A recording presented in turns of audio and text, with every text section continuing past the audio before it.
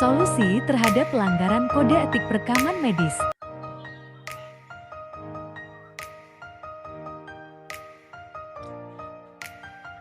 Di jam dispatnya di kantin, seorang kepala bagian kedokteran menemui Ade sebagai petugas rekam medis, di mana kepala bagian kedokteran itu menugaskan Ade yang sebagai coder supaya menambahkan kode diagnosa dan prosedur penanganan yang diberikan kepada berkas pasien supaya dilebih-lebihkan, agar pihak rumah sakit mendapatkan klaim biaya perawatan yang lebih tinggi. Apa benar kamu petugas rekam medis yang bertugas sebagai coder di ruangan rekam medis? Iya Bu Dokter, benar saya sendiri. Ada apa ya Bu Dokter sebelumnya? Begini, jadi saya ini adalah kepala kedokteran di rumah sakit ini. Jadi saya ingin memberikan kamu tugas untuk melakukan pengkodingan data pasien yang sudah saya tangani hari ini di bagian rawat inap yang 2 hari lalu, dan data di hari ini dan besok yang masih belum selesai, agar sekiranya kamu menyelesaikannya sebelum pukul 7 malam. Baik Bu Dokter, kalau begitu saya akan melaksanakan tugas saya dengan baik dan saya akan berusaha menyelesaikannya sebelum jam 7 malam. Jadi begini, kamu harus menambahkan kode diagnosanya dan penanganan di berkas rekam medis pada data pasien ya. Maaf Dokter, mengapa demikian Dokter? Udah, kamu nggak perlu banyak tanya, ini semua demi kepercayaan rumah sakit ini. Bukankah itu adalah hal yang melanggar etika profesi dokter dan bukankah itu perbuatan pidana dokter?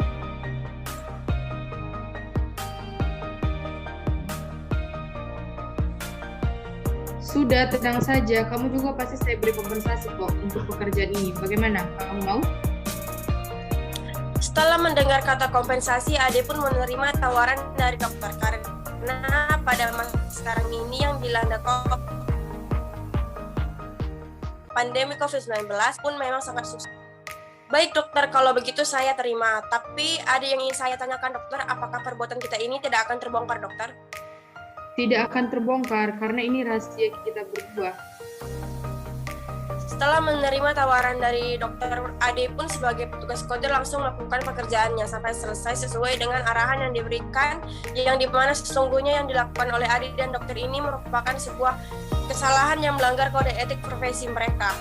Hingga pada suatu hari perbuatan Ade dan dokter tersebut pun terbongkar hingga sampai ke tangan direktur rumah sakit. Hal ini dimulai dari adanya keluarga pasien yang akan mengurus administrasi istrinya yang dirawat selama 2 hari dikarenakan penyakit gastritis. Namun kejanggalan muncul karena biaya administrasi yang harus dibayarkan mereka itu sebanyak 15 juta selama 2 hari, padahal ia dirawat di ruangan kelas C. Menyikapi hal tersebut, keluarga pasien pun memprotes hal tersebut kepada petugas administrasi hingga terjadi keributan. Mengetahui hal tersebut, direktur rumah sakit yang juga berada di tempat kejadian menjumpai keluarga pasien yang protes tersebut. Maaf Pak, tolong jangan membuat keributan.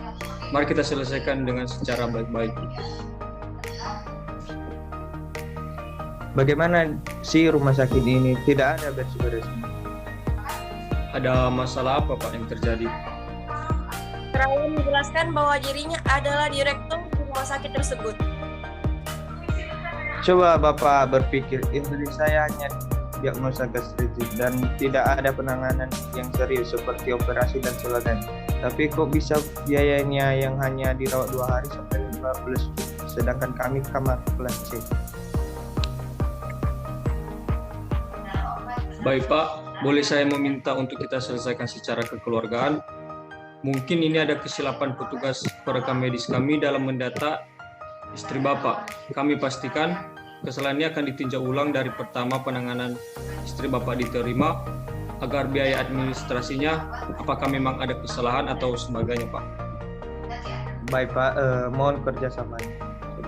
Melihat adanya perkara di rumah sakit tersebut, direktur rumah sakit pun langsung mendatangi ruang rekam medis untuk melihat berkas pasien tersebut.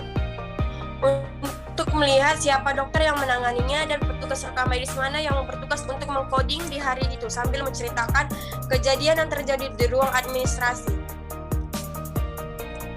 Namun karena rasa takut dan merasa bersalah mendengar hal tersebut, Ade pun memberanikan diri untuk mengakui perbuatannya dan memberitahukan kepada direktur rumah sakit dokter mana yang menyuruhnya. Mendengar pengakuan Ade, direktur pun menghargai niatnya dan meninjau ulang semua penanganan kepada pasien dan melibatkan dokter yang bekerja sama dengan Ade, sehingga berkas data pasien itu pun sudah dibuat dan diisi dengan sebenar-benarnya. Namun menyikapi perbuatan Ade dan dokter tersebut, mereka mendapatkan teguran keras dan surat peringatan pertama, di mana bila mereka melakukan hal tersebut maka mereka akan mendapatkan sanksi-sanksi, dan untuk dokter yang menyuruh Ade tersebut akan mendapatkan sanksi bila ia melakukan hal itu lagi, maka surat izin prakteknya akan dicabut oleh rumah sakit tersebut. Sekianlah dialog prakteknya. Namun ada pun solusi untuk masalah yang di atas itu adalah yang pertama, membuat surat peringatan di atas materai dengan sanksi-sanksi yang akan dihadapi oleh petugas yang melanggar kode etik guna menimbulkan efek jera karena merugikan pihak rumah sakit maupun pasien dan dirinya sendiri. Yang ada pun solusi kedua untuk masalah tersebut adalah memberikan teguran keras maupun lisan kepada pelanggar, di mana seperti tercantum pada pasal 19 Permenkes nomor 749A Menkes per /12 di tahun 1989.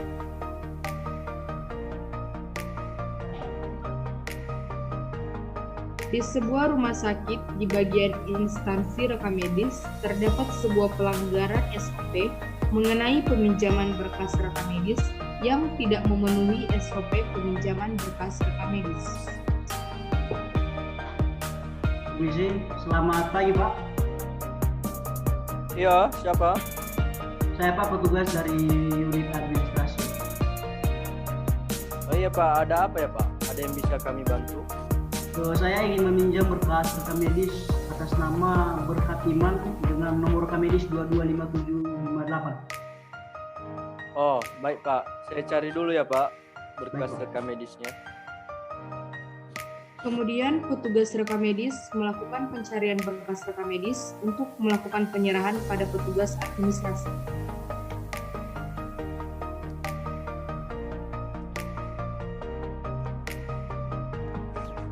Beberapa menit kemudian, petugas rekam medis menyerahkan berkas rekam medis tersebut kepada petugas bagian administrasi. Baik Pak, ini berkas rekam medisnya Pak. Baik Pak, saya terima Pak. Terima kasih ya Pak, saya izin kembali ke ruangan dulu. Baik Pak, sama-sama.